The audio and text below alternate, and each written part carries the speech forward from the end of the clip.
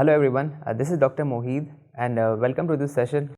This is the part 2 of Papulosquamous disorder that we are discussing today, and I hope the part 1 was very fruitful to you and everything we discussed, and you guys have at least written at least the minimum information and that we need to go forward with, and I hope you had like a quick revision from the notes as well.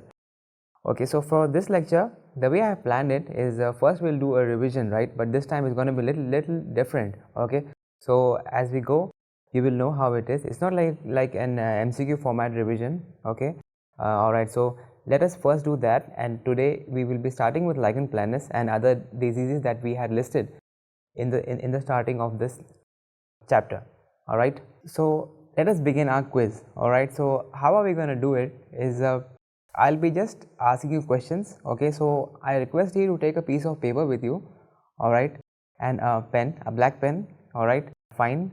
And as I ask you questions, and after each questions, yes, I'll be giving you just about like 10 seconds or so just to write it down, okay, and we'll go forward with it. And everything is from the notes that are provided to you, yes, and all the format is just going to be the same. The first question will be from the first page itself. Okay, so we'll be following the format we designed the notes. All right, fine.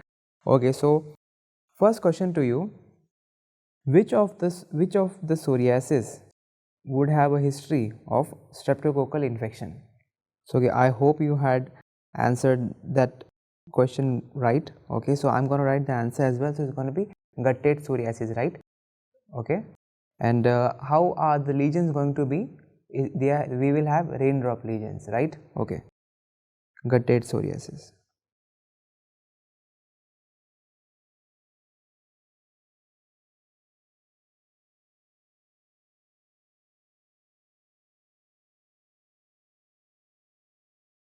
Let's go for the second one.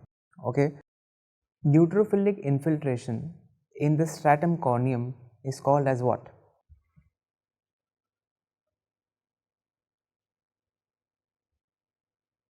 The answer is Munro's microabscess, right?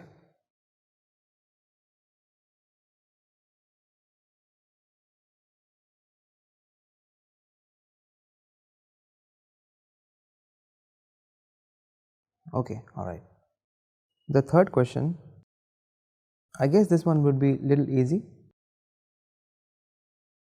Which is the most severe form of psoriasis? So what's the answer? I hope you're getting all these right because they are very basic ones, yes, and we have discussed them with great detail, right? So the answer is erythrodermic.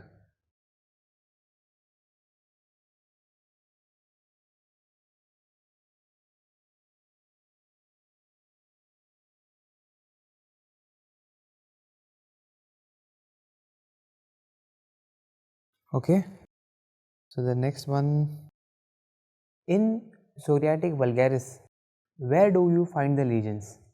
On the extensor surface or the flexular surface?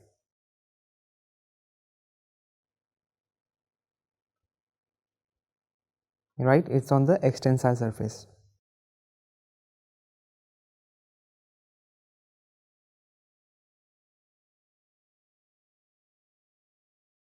Yes.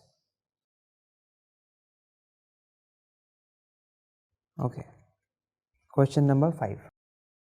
If a patient is coming to you, right, and it has lesions, yes, and you observed it to be under the arms, okay, and also you observe that it is non-scaly.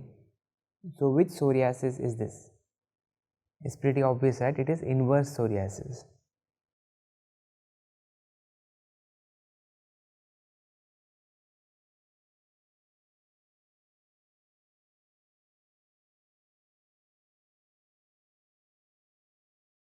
Lake of pus appearance is being seen in which type of psoriasis? Question number 6. Lake of pus is seen in which psoriasis? I hope you got that right. Yes. Von Zumbusch type, right?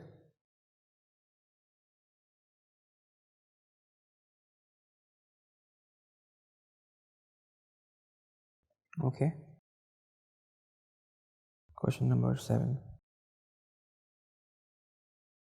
A patient comes to you, yes, she is pregnant and she is in her last trimester, and you observe it to be having a very aggressive lesions, yes, all around her body. Okay, first of all, what is the diagnosis? That is the question. And what you will do for it, that is another question. So this has two questions in it. Okay, just related to derma and psoriasis. Okay, so the answer is impetigo herpetiformis. Yes, and what would you give in this? Yes, we would give systemic steroids. Yes, even though systemic steroids are contraindicated in other conditions of psoriasis, but this is an exception. Okay, and impetigo herpetiformis is a misnomer, right? Steroid, impetigo herpetiformis.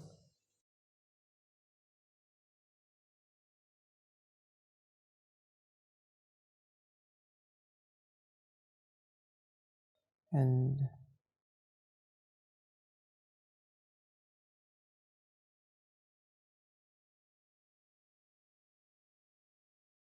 okay, all right.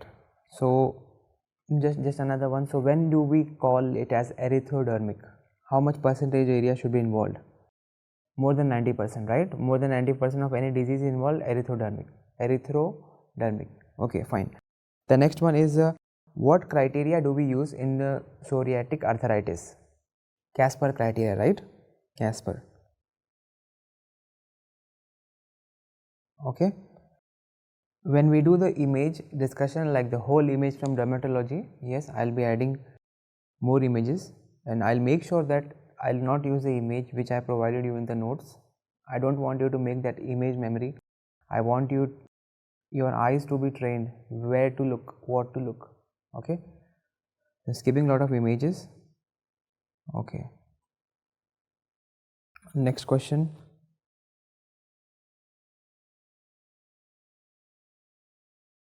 Nutmeg greater papules are seen in which?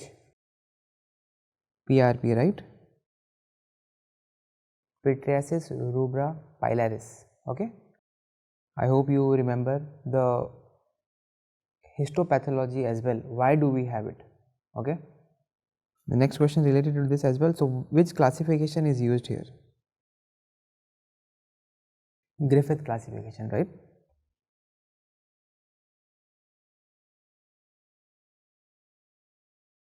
And also one more thing, it has 6 subtypes, but only the first one we have to remember. That is the most commonest one. Okay, Auspitz sign and all, I think it is, you must have known it pretty well. Ingram regime, what, how would you give an Ingram regime to a patient? Let us put it that way.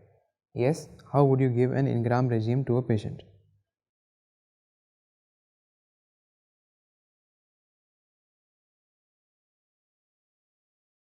So how did we remember? A, right? A, yes, A was important. So anthraline application was there, phototherapy plus anthraline application. Yes, A, remember that A, don't forget it. Okay,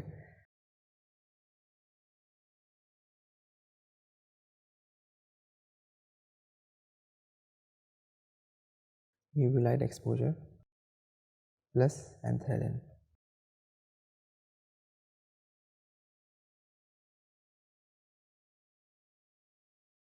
Okay, all right. And what do we do for flare up reactions? Which drug do we use? We use cyclosporin, right? And fine, I guess that is all about it. Okay, but once we do the image discussion, right, for whole of the derma, then I guess you will have a very good revision from the images, and then you can go see the rapid revision of it. Okay, where we have discussed all of this in very like compact form. Okay, not this much detail is there, but all the important points are there. All right, fine. And also one more question I want to ask, that in psoriasis, what is the treatment based upon? Just one question, and then we move on for today's discussion. It is based upon the body surface area involved, right? Okay, yes, less than 10%, 10 to 30%, more than 30%. Okay, fine. All right. So let us start today's topic. Okay, let us start today's topic, and from the whole list of diseases that we listed in Papulosquamous disorder, okay, we have covered a lot of it, but now let us continue with Lichen Planus. So let us start this lecture, all right, with the very fresh topic, Lichen Planus, and I guess you guys would be, probably you guys might know about it, because it is a very common thing which is being asked, right, and it's a very common thing we know as well, right, when we're reading something and this name comes up somehow or the another. But today we'll see a complete histopathological correlation, that why are we getting that Wickham Striae, why is it, why, and all the questions I'll answer and in depth would be answered, all right, about this topic. Okay, so first of all, let us just start with a bit of introduction, right. So Lichen Planus, first of all, what does lichen mean? I guess we all have read biology, right, and in that we read about this licheniform, right.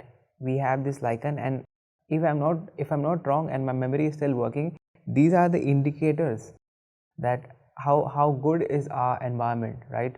Yes, and if these are present, then I guess the pollution is less and everything is less. Yes, if they are the indicators for pollution, you guys can correct me on that one. Okay, but lichen is tree moss, all right, these are the tree mosses, and planus means something which is flat, simple, right, something like a moss and something which is flat, nothing more than that. Okay, Lichen Planus. This planus word I want you to just fit in your head once and for all, because the lesions, right, are this is how the lesions would look like. Okay, all right. First of all, this is an autoimmune inflammatory skin disease. Okay, fine. Lot of diseases in dermat have the same introduction. Okay, so this is one of those. It is an autoimmune mediated disease. Okay, but what would be, how would be the best way to describe this and remember for lifetime is, if we remember 5 P's of Lichen Planus, then our life is set, nothing to worry about. Yes, so let us just go on and make that list real quick. So 5P is, first is purple, polygonal,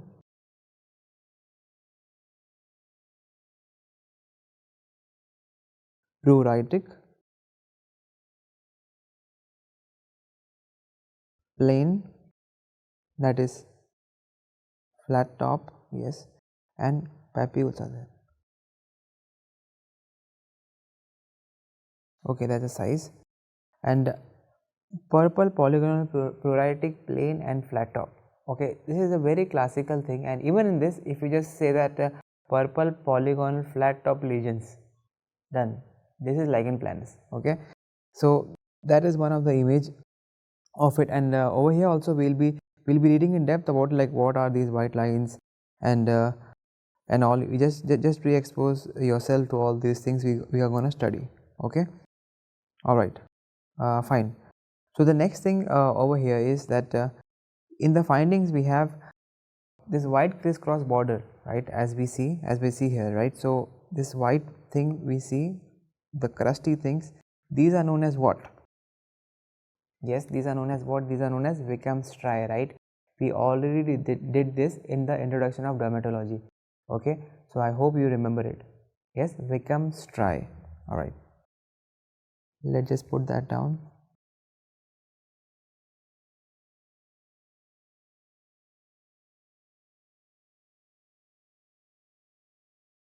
Okay, all right, and these are better visualized after an application of oil. Okay, because it is more clear to see them. All right, the second thing we learned is they happen more at the flexural surfaces. Okay, flexural surfaces, not on the extensor. Extensor was the vulgaris part we did, right. Yes, the psoriatic vulgaris, that was on the extensor surfaces. This is on the flexural surfaces inside. Okay, Koebner phenomena is seen. Yes, okay, when Koebner phenomena, what did we learn about this? It was whenever a new lesion will be developed at the point of trauma, that is Koebner phenomena, and this is positive for Koebner phenomena. Okay, and it is a self-limiting condition in 1 to 2 years, because it is an autoimmune thing, right? So it is self-limiting, but this has a lot of findings in it, right? Okay, self-limiting conditions. Okay, and let us see about the trigger factor. This is the most interesting part over here, right? Okay, the trigger factor. Why do we have this lichen planus? Okay, all right. First of all, the dental filling point. Okay, usually what happens is, when people go to the quacks, right? The quacks and the road dentistry which is there, which is like, it's too common in our country. Yes, what happens is, they would get that tooth fixed, right? They would probably get some sort of amalgam and they put it. Yes, and that thing would irritate with their buccal mucosa, and in the course of time, maybe like 5 years, 10 years, right, this disease would be developed, lichen planus. And this also, this is a pre-malignant condition. We learn more about it, right? So the correlation over here is, somebody from the street, right, just because the person didn't want to go to the proper dentist, or he couldn't afford it, right, and he got treated by somebody who was not qualified, which is very common, especially in dentistry. Yes, so because of that, the person is having a pre-malignant condition. Just imagine that, how bizarre that is, just to think about. Going to a dentist, not even a dentist, going to some quack and getting a malignant lesion, right? Even I was shocked when I back in the day, when I knew about it, I was shocked. But this still is a continuous practice. Yes, and people are not aware of it, and a lot of things are to be blamed here, but can't do anything about it. So we hope that we can save our patients from this. When we see such lesions, we give them proper knowledge that, from where did you get this tooth done. We ask something. If it is from somebody like a quack, we ask them to redo it, and we have a proper ceramic coating and everything. Okay, all right. So first is mercury. Mercury is the element which is causing it. Okay, mercury is the element.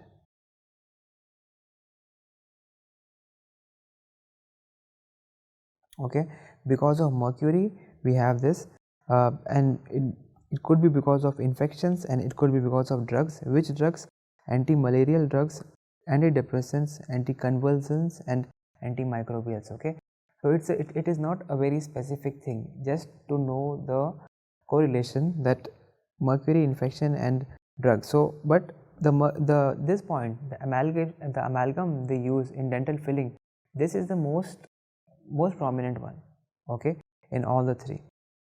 Okay, so now we are done with the introduction and the trigger factors. Now let us come learn about the histopathology of this disease. Okay, now this part is the important part. Okay, why? We will learn about why this is actually happening. Okay, and when we see under a microscope, what are the changes we see.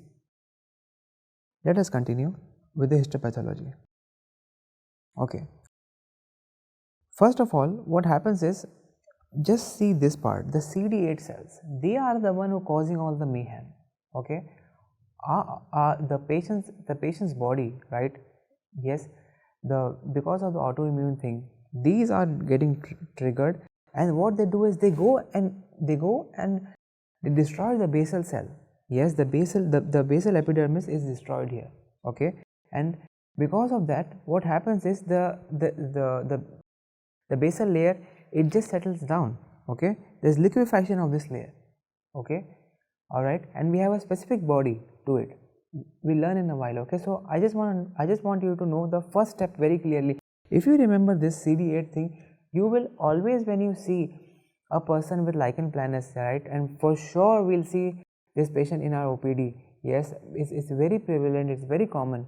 Yes, so whenever you see, you should remember that how it is actually happening, not just the drug part. Okay, fine, I'll just give him steroids, I'll give him emollients, I'll give him, like, some pain relief in case, and that's it. No, when you see the patients, this histopathology point should come in your mind, that fine, CD8 cells are the one who are destroying the basal cell. That is the reason the basal layer is settling down, right? That is the reason we're having something called as cavate bodies.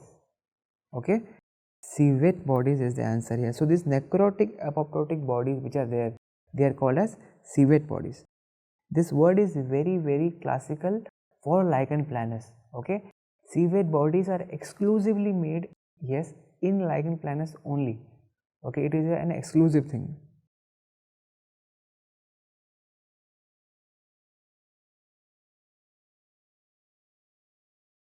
Okay, all right. So that's the point, and because of the layer destruction and liquefaction, the basal melanocytes fall down to the dermis, and the pigment will be seen in the upper dermis. Okay, this phenomena, right, because of the destruction of melanocytes, is called as pigmente incontinence. Okay, pigment incontinence.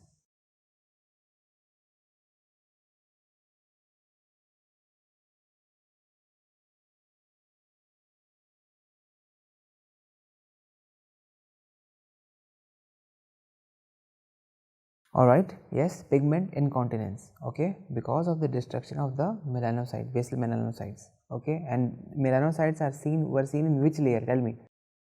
Big, strong guys love coffee. So where do we see the basal melanocytes? Where are the Merkel cells? I hope you are able to compress all the information till now, from the first lecture till now, because everything that was taught to you will be used here. It is not that we go ahead with our discussions of dermatology and what we read before it goes off. Okay, so the melanocytes and the Merkel cells were seen in the stratum basal, right? Okay, so please keep that orientation correct. Okay, fine. And because the next point over here is about the hyperkeratosis. Because of this, the wedge shaped hyperkeratosis, what happens is, this is the reason we see the Wickham Striae, right? Now we just imagine, right, is the skin is flat, the epidermis is flat, right, because of some cells, right, which are hyper proliferating at the top, right? If we see from the top, what are we going to see? We're going to see a line, right, of on the skin. We'll see the line, and that line is called as Wickham's striae. Okay, so I hope you're able to correlate that white line we saw here. Yes, I hope you're able to correlate this. This is wedge shape hyperkeratosis, Wickham's striae.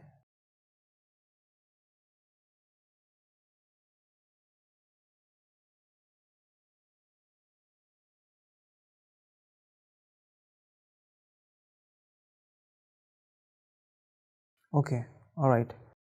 And the next point over here is about the ridges. Yes, so I hope you remember what were the ridges. Ridges were the part of epidermis which was invaginating in the dermis. Okay, all right, remember the ridges point. Yes, so over here we can see these are known as sawtooth ridges. Okay, simple. And how do we call them? As sawtooth appearance of these ridges. Okay, very simple, sawtooth appearance.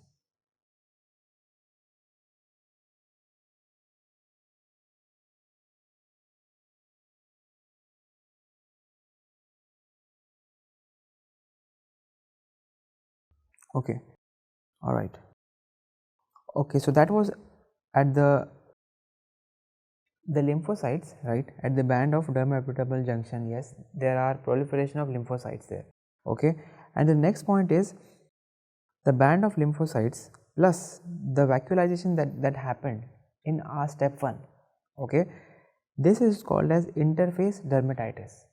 Okay, all right, just the name given to these two phenomena is interface dermatitis.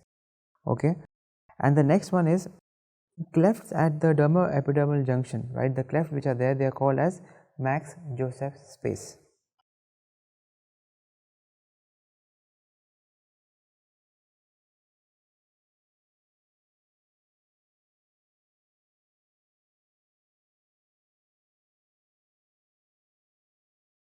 Okay, all right, so that was all about it. Yes, so now let us just go into the images. Yes, so please try to correlate everything. Okay, now over here we have this hypergranulosis. Because of this we have the Wickham Striae. Okay, and we have the 𝗧𝗲𝗹𝗵𝗵, which let me just make it like this. Okay, that is another finding. 𝗲𝗵𝗵 bodies. Why do we say 𝗲𝗵𝗵 bodies? Is because of these are the necrotic bodies, right? These are the necrotic bodies. Why? The CD8 cells are coming and they are attacking, right, the basal cells, right, and because of this there is liquefaction of the basal cell layer. Okay, all right, fine. We have one more image here, these necrotic keratinocytes, yes, over here, and the last point we read about is right here. Okay, that this layer would have infiltration of the lymphocytes. Okay, fine. So now let us go on to the clinical features. Okay, before that let me just do a quick revision of it, histopathological thing. Okay, so first of all what did we learn today is how this disease is being started. First of all, it is an autoimmune disease, right? So it has been triggered by CD8 cells which is destroying the basal layer. Okay, and because of that, because there is liquefaction of the basal layer, we are seeing something known as 𝗲𝗵𝗵 bodies. Yes, and because of this destruction of the basal layer and liquefaction, and because of the involvement of the basal melanocytes, we see as pigmenti incontinence. Yes, pigment incontinence is being seen. Yes, because of the destruction of the basal melanocytes, they fall down to the dermis. Okay, fine. Because of the hyperkeratosis, we see Wickham Striae. Okay, and the ridges, yes, ridges which are pointing downwards. Yes, the ridges were the one which were the invagination of the epidermis into the dermis. Because of that, what's happening is we see something known as sawtooth appearance. Okay, and the band of lymphocytes and step 1, right, both of them together is known as interface dermatitis. Okay, later I'll add the image of interface dermatitis in the notes as well. The one which you get, I'll be adding the image from that also. That one image is missing here. Okay, and the clefts which are formed at the dermoepidermal junction are known as Max-Joseph space. Okay, so I hope this histopathology thing is very clear to us. Okay, now we will go on to the clinical findings. Okay, so let us see about the clinical features, right? What all histopathological things we do, what are the correlations to it. So all the words, the hyperkeratosis and Wickham Striae and everything will be there, and a lot of nail findings as well, right, down the lecture, right? So all right, fine. So let us just get started with it. Clinical features, right, of Lichen planus. First of all, you can see, I guess, if you these are purple, these are polygonal, they are flat top pruritic regions, right? So it is very obvious. So when we see the lesions, right, so it is very obvious that this is Lichen planus. Okay, fine. Now let us go on to the nail finding. Yes, so a lot of nail findings in this. Okay, so first of all, we just let me just zoom it in, and fine. How would you describe this image to me? First tell me this one, right? How would you describe, is this normal, or is this normal, or what is happening? The best way to describe is that, okay, if we just draw the whole normal nail, right? If the nail was normal, yeah, okay, as you can see right here, what's happening is the nail, right, as you can see over here, there is fusion of proximal nail folds with the proximal nail bed, right? Nail folds, this is extending to the very proximal part, right? Yes, okay, so this is one of very characteristic findings. This is known as a pterygium. Okay, pterygium, and there is one pterygium we see in the eye as well. Okay, in the 𝗵𝗵𝗴𝗵 we read about this, right? So when we do 𝗵𝗵𝗴, we'll learn about this as well. So what is pterygium? Even in that, the findings are the same, right? Where the conjunctiva which is there, right, it extends more and more towards the pupil. Yes, so that is one finding. And what do we do about it? One 𝗵𝗵 question here. What do we do about it? We would resect it. Yes, we would resect it, and we would take the autoconjunctival graft and we'll suture it on top, so we don't have recurrence. Yes, and also we apply mitomycin C to it. Yes, it's a very famous question in ophthalmology as well. Yes, so the word pterygium, two places we hear about this. First we hear right here in the lichen planus in the nail finding. The other pterygium we read about is in the ophthalmology. Okay, all right. So I just want to make that interconnections with you. Okay, so the proximal nail bed is been converging with the proximal nail. Okay, all right. So that is one finding in the lichen planus. Okay, so this is the most characteristic finding in it. Okay, so and we call this as pterygium.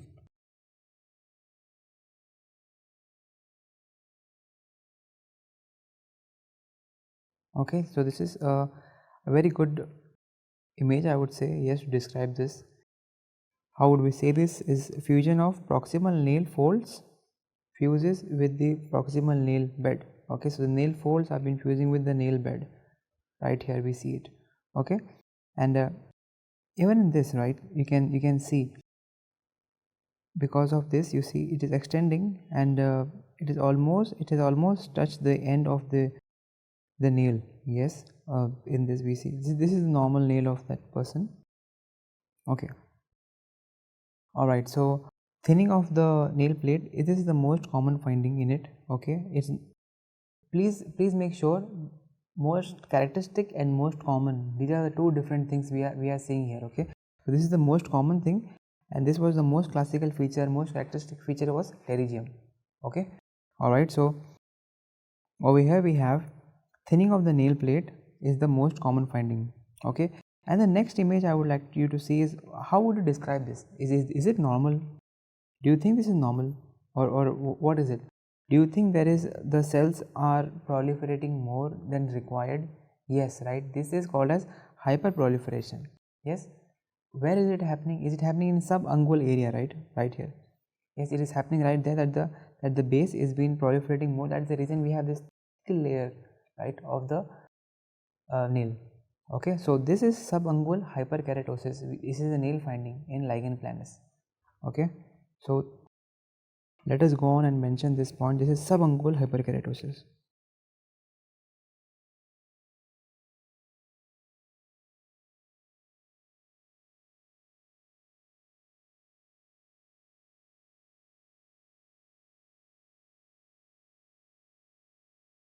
Okay, so that is one finding we have here. Okay, and let us just zoom into the next image. Okay, what is this? Do you see pterygium? Question number 1, do you see pterygium? No, right, there is no pterygium, but we have something else here. That what's happening are the nails which are there, right, they have been turned into something known as a tent, right? If you see over here, because of this prominent demarcation, the nail is almost like a tent which is there. If the nail is elevated, I'll just try to draw one here. Okay, so this is normal nail. Okay, and in this what's happening is,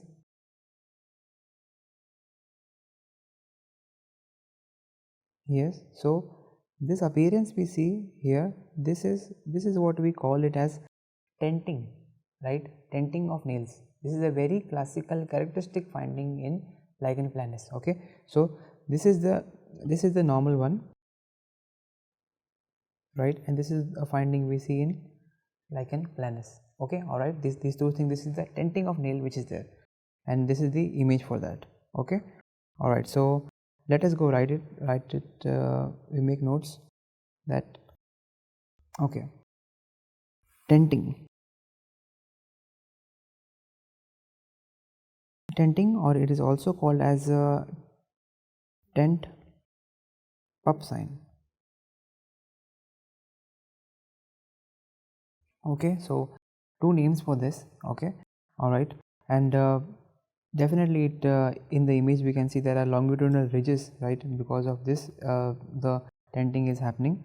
And the last point over here is that all the nails are involved, as you can see in this image as well, right? So all the nails are involved of the hands and feet. Yes, so it is also called as 20 nail dystrophy, which is the name for that. There is a specific name for that. It is trichonychia. Okay, Tracho.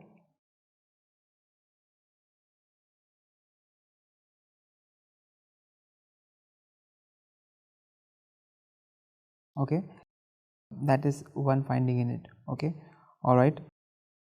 Okay, fine. So let us just revise the findings, the nail findings. So first of all, we saw pterygium. Yeah, that is the pterygium, that is the proximal nail fold is extending to the nail bed. Okay, in the very front. Okay, that was pterygium.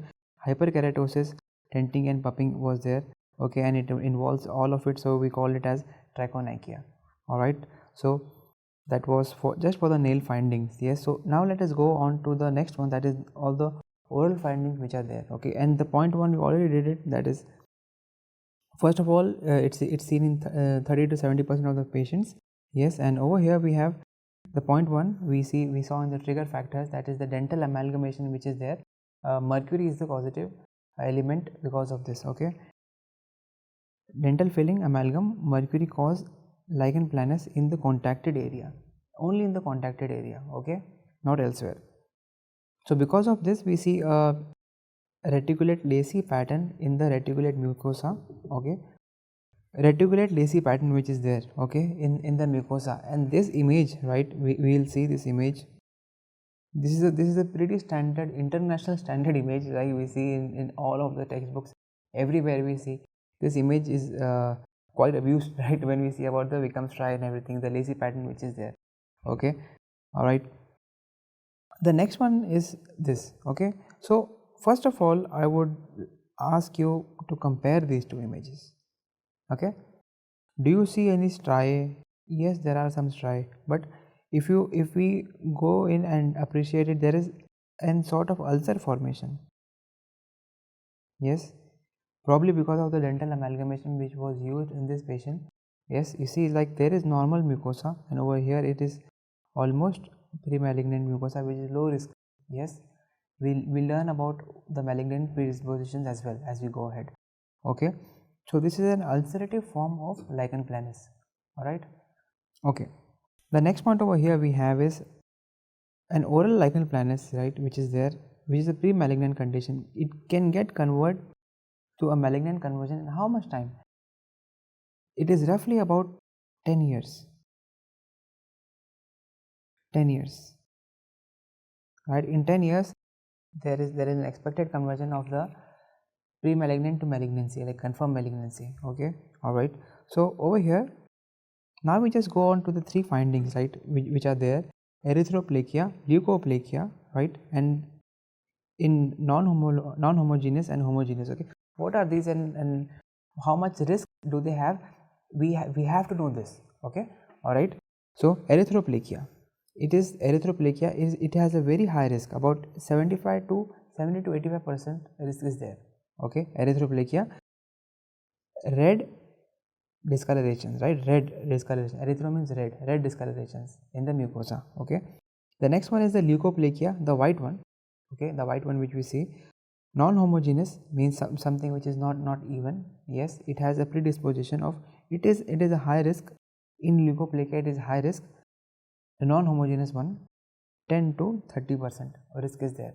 Okay, why do we need to know these risk, this factor, like how much risk is there in this particular thing? Is because first of all the thing is that, okay, fine, if we see in a patient that, okay, fine, we diagnosed everything is done, then what the patient expects from us, right? Okay, fine, how much are the chances that this could be a malignant lesion, right? So first of all, if we don't know this, okay, fine, if we see a leukoplakia which is non-homogeneous, if we say 75 to 80%, then like immediately we have to do something about it. Yes, if it is this much, we can go conservative, maybe we go conservative. If it is, maybe we go conservative. But if we see an erythroplakia, we will go, our treatment would be very aggressive, right? Yes, because we don't want the whole mucosa to get involved, right? That is the reason knowing these points are important as a clinical aspect. Okay, fine. In leukoplakia, in the homogeneous pattern, we have oral lichen planus. Okay, fine.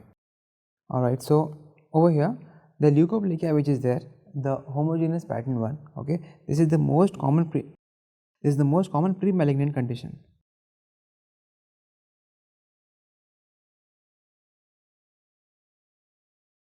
Okay, so it is good that this is the most common, because it has a very low risk of being malignant. Okay, even though this is the most common, this is very low risk, so it is good, right? It's good for the patient. Okay, fine. So I hope this was a good discussion about the oral part, the nail part, right? So now we will go on to the next types of lichen planus. It will be follicular lichen planus. Okay, follicular lichen planus. Also we call this as Lichen planoplanaris. Lichen planoplanaris. Okay. Yes. What does this happen is, because there is inflammation and then there is scarring. Okay. Multiple scarring alopecia is there. Okay. And the findings are very peculiar, right? In scalp we have perifollicular blue area and gray macules. Blue and gray macules, very important. Okay, blue and gray macules. Even though this sort of lichen planus is not that common, yes, but still we should know it. Perifollicular blue and gray macules are there. Okay, how about the next one? It is this actinic lichen planus and lichen planus pigmentosa. These two, the etiology should be remembered properly. Actinic lichen planus and lichen planus pigmentosa, they occur at the sun exposed areas. This one point please remember regarding these two types of lichen planus. Okay, this is lichen planus which is triggered by the sun.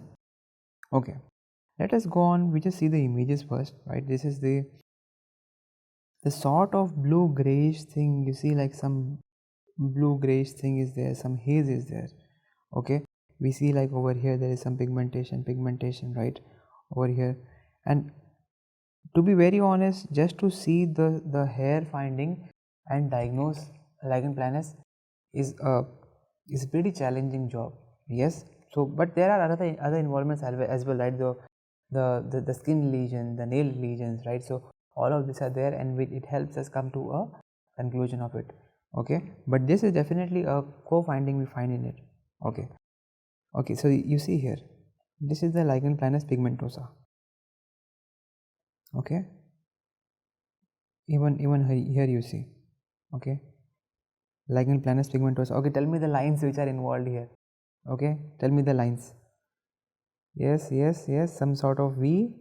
Okay, Blaschko's line, right? Blaschko's line. Okay, yes, you should remember the lines very clearly. Langer line, Blaschko's line, Wallace line. Okay, that is very important, because everywhere we use this. And because, tell me the etiology of it, like what are the main point. These are the embryological developmental lines, right? Okay, fine. Okay, so the treatment aspect, we don't have the basic thing is like we can put the patient on steroids, topical steroids, oral steroids, yes, and acetatin, yes, and acetatin, that is the vitamin A, and we can give phototherapy to the patients, right? But this is definitely a self-resolving condition within 1 to 2 years, or either, like, if the patient is quite proactive, it will resolve. It will resolve. Okay, all right, fine. Now let us just have a quick revision of the lichen planus. Okay, all right. So we should be going to the next topic, but I want to do a quick revision right here, because this was an extensive topic and it is an important topic. Okay, all right. So first of all, in the introduction we read about these 5 points which are important. I'll put a star here, that okay, yes. So this is very important for us. We have to must know points. Okay, we'll also mark the points as well here. Okay, yes. Purple, polygonal, pruritic, plain, and papules are visible. Okay, fine. The next important thing we read about was the Wickham Striae, the hyperkeratosis part. We have this Wickham Striae there. Okay, all right, fine. The trigger factors, mercury, dental amalgamation we read. We also read in the oral mucosa part. The next one we read about was histopathology. How we remember this is, just remember this one guy, the CD8 cell, this one guy we remember. Okay, then we are all good then. Okay, the next one we see about the bodies which are found. Those were the civet bodies. Yes, because of this it destroys the whole thing, and it has those civet bodies. The next one we had about I just want to focus on the main points. this finding. Tell me, what was this nail finding? Tell me, never ever we forget it, okay? And in the image discussion, I'll change the image, okay? So please see like what the proximal nail fold is entering into the proximal nail bed, okay? All right, so please be careful about this. The next one is over here, right here, hyperkeratosis, subungual hyperkeratosis, which is there, okay? And what was this sign? This was tenting sign, the tenting of nails. This is very important, okay? And of all the nails are involved, what is that condition? Trichonychia, right? All 20 nail involved, trichonychia. All right. How about the next one was the oral findings? Yes, the amalgam thing, which is there. The 𝗲𝗵𝗵 pattern. Over here we did not cover this type of lichen. This is ulcerative lichen planus, oral ulcerative lichen planus. We have not covered in our discussion, but I just want, because of we have this image, I just want to let you know that part, okay? In the follicular part, we read about this perifollicular blue gray macules which were there, okay? And the treatment part, steroids, vitamin A, and phototherapy, okay? These 2-3 things. So let us continue on with the next disease, right? That is the Ritter's disease or reactive arthritis, right? So as you can see, there is a triangle here, yes, and if we can just remember the aspects of this triangle, I guess our questions will never go wrong, our diagnosis will never go wrong, it will be always on spot. What are these 3 points that we need to remember? The first of all, it is arthritis of the weight bearing joint, okay? Alright, this point is very important, very peculiar actually, okay, for this disease, that is Ritter's disease or reactive arthritis, okay? So let us just write it down, that arthritis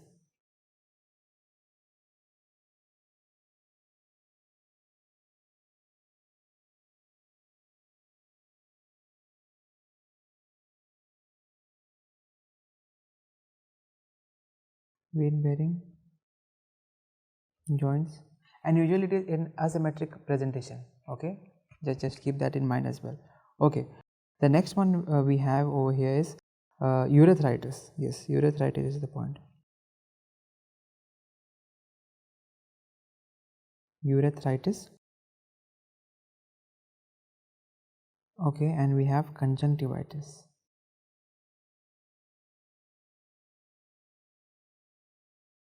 Okay, so we are done with the 3 very important points of reactive arthritis, right? So all this whole disease is just going to revolve around these things. So please repeat, that is arthritis of the weight bearing joints, usually asymmetrical, urethritis and conjunctivitis, okay, fine. Now let us see what are the predisposition, or like what causes it, okay? So first of all, we have this HLA association, which is there, I guess, in most of the diseases, right? So HLA association is there, and it could also be because of an sexually transmitted infection, right? Sexually transmitted, that is, if someone has chlamydia infection, okay, or if someone has an enteric infection like Shigella, Salmonella, and Yersinia pestis, if there is systemic infection, is also predisposed to this. Even though the prevalence of this is very less, not that much, but still they have correlations to these specific diseases. The next point that we did over here, asymmetric arthritis of the weight bearing joints, okay, and also it is called as sacroiliac arthritis, okay. And when all this happens, is all arthritis features, when does the patient have it? Is after 1 to 4 weeks of pathogen insult. Yes, a patient comes, there's a history, right? Yes, that a patient is having some arthritis features on the elbows, yes, or probably on the femur, yes, and stiff joints, yes, and also there is somehow we know that 4 to 5 weeks back the patient had an infection of Salmonella typhi, yes. So the diagnosis is going more towards the Ritter's disease, yes, a reactive arthritis. So this word reactive is very important, that because it is after an infection we have symptoms of arthritis, okay, you got that? Okay, fine. So this point is very important, okay, so please keep this in mind, right? After the I'll just highlight that as well, okay. This is the start point of this topic, after the pathogen insult. Okay, fine. Next is the hallmark feature of this, that is 𝗪𝗪𝗔 and plantar fasciitis. What does this mean is, 𝗪𝗪𝗔 means the insertion, okay, where the insertions on the bone, right? Okay, these are called as 𝗪𝗪𝗔 and 𝗪𝗪𝗔, and in this there is a lot of pain the patient is having. Okay, fine, all right. The tendon, yes, it has a lot of inflammation and it causes pain, and plantar fasciitis, right? And we'll see an image as well, right? So what actually happens, and over there is a discharge as well. Okay, so there is a specific word for that. Okay, right here, these are I would say more over the pain points, yes, of the patient. Yes, the eye findings are conjunctivitis, iritis, and anterior uveitis. Okay, so all the inflammations, right, all the insult to the eye, yes, conjunctivitis, iritis, and anterior uveitis.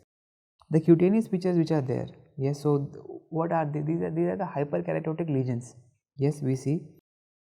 Also over here you can see in the feet, right, there is hyperkeratosis, yes, but this point is different. Let us just mention over here that hyperkeratosis.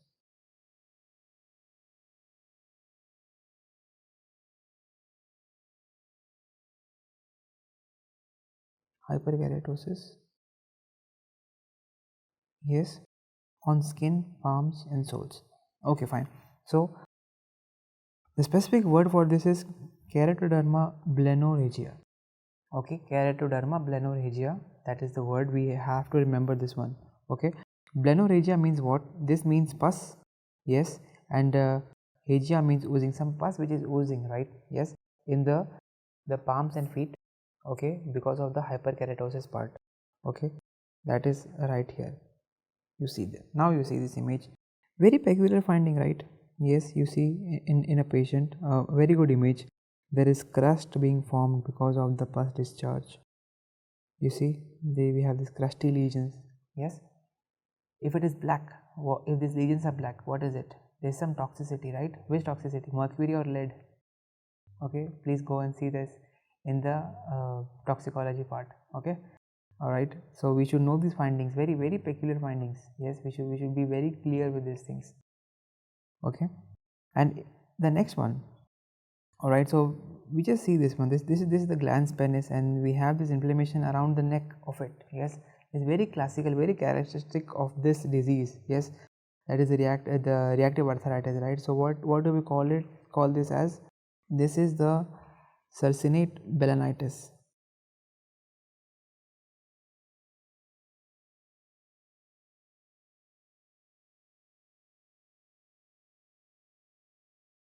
Okay, all right, this is succinate balanitis, FEC, also very peculiar, very peculiar of the Ritter's disease. Okay, how would be the treatment of it? The treatment would be, we could offer steroids, NSAID and methotrexate, just to control the immunity of the patient. Okay, all right, and to reduce the insult. Okay, so this is all about this small topic, that is reactive arthritis. Yes, if we just remember this triangle, right, I guess we're good with it. That is, reactive arthritis of the weight bearing joint, usually asymmetrical. The patients will have a history of any pathogen insult. Yes, maybe some sexually transmitted disease, that is chlamydia, or the patient could have maybe just the salmonella infection, right? Salmonella, Yersinia infection which is there, and after that there is asymmetrical arthritis in after 1 to 4 weeks. Okay, also the patient has urethritis, conjunctivitis features are there, so the diagnosis is going more towards Ritter's disease, that is reactive arthritis. Okay, and also one more thing we read about was about the findings which are there, right? The hyperkeratotic blennorrhagia thing. What was that? Because of that, yes, we could see very clear findings in the feet of the patient. Yes, and also on the glans penis. Yes, we had succinate balanitis. Okay, that was there. Okay, keratoderma blennorrhagia. Coming on to the next topic of the day, that is Pityriasis rosea. Okay, I guess this is also one of the very famous topics, right, of dermatology. We read about what is it and what not, we also discuss in our rapid revision session. These notes are same from there. Okay, fine. So let us start with it. Pityriasis rosea. Okay, this is a inflammatory skin disease. Yes, with characteristic papular lesions. Okay, the lesions are very characteristic here. Yes, so because this image we have seen earlier as well. Yes, what it is, what is not. Let us see. Definitely, it has an. What is the origin of it? Yes, why is it usually happening? Is because of a viral infection, right? So HHV virus causes it. Yes, HHV7 more than 6, right? And also we have to remember that this usually it is just one of the cause. Okay, it is usually idiopathic, but there are predispositions of having the viral infection as well. Okay, occurrence is, it happens more in children and in females. Okay, how about the presentation? The presentation is very classical here, right? The herald patch, we'll see the herald patch, the first patch which comes, right? First patch which comes, which has this central clearing, peripheral scaling, right? Collarate of scales finding, which is there. It is very characteristic of having this disease. Okay, fine. So as you can see over here, right here, right? So you see central clearing, peripheral, there is scales in this area, right? There is peripheral, there is scale. What do we call it? We call this as collarate of scales. Okay, we call this as collarate of scales, right here, right? Scales with central clearance. Okay, fine. And this initially we go for, like, this is a round salmon colored lesions on the trunk. Okay, fine. Okay, and the later the lesions, they appear on the trunk and the extremities. Okay, the next point over here is about the Christmas tree distribution. Yes, Christmas tree distribution and the falling curtain sign. Let us discuss those two things here. As you can see, right over here, because of these lesions, right, it is almost just making like an Christmas tree, right? So this is one Christmas tree sign here. So a lot of Christmas tree, and a lot of the findings are there in the whole medicine, right? So this is one of it, that is Pityriasis rosea. Okay, fine. Okay, the hanging curtain sign, which is there. Yes, why is it? Because why do we call it as hanging curtain? The reason is that because of the stretching of the skin along the axis of the fold, right? That is the reason there is formation of these lines, yes, on the skin, yes, which we call it as hanging curtain sign. Okay, that is folding of scales along the lines of stretching, and this is one curtain we draw over here. Okay, just to represent this. So right here, if we just illustrate the hanging curtain sign on it, so if there are scars on it, skin stretching along the lesions, right? So this will elicit as a curtain, which is called as hanging curtain sign. Okay, all right. So this point is very important over here. That is the diagnosis. Okay, the diagnosis part, right? So let us just go see this. Okay, why is it very important to know this one point? Yeah. So over here you can see two images, the image A and image B, right? And find the image A and B. How would you discriminate between them? So both of these two images are almost the same, right? If a person comes, give her the same history and a very confusing one, and we see these lesions in his or her body, how do we differentiate? What are the differential diagnoses we have in our head? First of all, we have the tinea infection, right? This is a very common thing. Probably we would just see, we say, oh, this is tinea. Okay, fine, let's leave it. Yes, but then if you look on closely, we see collarate of scales, lichen plan, we see Pityriasis rosea comes in our mind, right? Okay, fine, but we're not sure about it, right? So the patient could have just rubbed off all the scales for an instance, you know, or something. We don't see the collarate of scales. So how do we actually differentiate between the two things? Is we would put a 𝗲𝗵 mount. Yes, we put a 𝗲𝗵 mount. We'll prepare a slide. We'll see under the microscope, and what are we going to see? We'll see hyphae in case of tinea infection, and in the case of Pityriasis rosea, we won't be able to see that. Okay, so this is a very important point I would like you to take. How to differentiate between Pityriasis rosea and the lichen plan and the tinea infection. Okay, alright, this is a very clinical thing that we should know. Okay, so that is the point we just discussed, that KOH examination is done to rule out any fungal infection, right, or like tinea corporis, and we'll see hyphae, fungal hyphae will be seen. Okay, and the treatment, it is self-limiting treatment, self-limiting condition. It resolves with 4 to 6 weeks. Okay, alright, so that was all about the papulosquamous disorder. So I hope we had a good discussion regarding it. I know it was a pretty extensive one, but still please do make sure you read the notes, you just have a proper visualization and a proper memory of all the important points we did, right? So it will help us build the concepts, very concrete concepts, which we can use in our day-to-day clinical life. All right, so thank you so much for listening.